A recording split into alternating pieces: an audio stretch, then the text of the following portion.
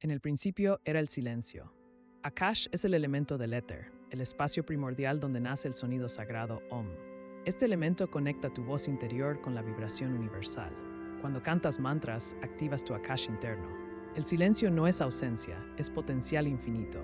Entre cada palabra que pronuncias existe Akash. Entre cada latido de tu corazón, Akash.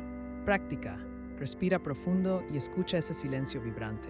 Ahí vive tu conexión directa con el cosmos.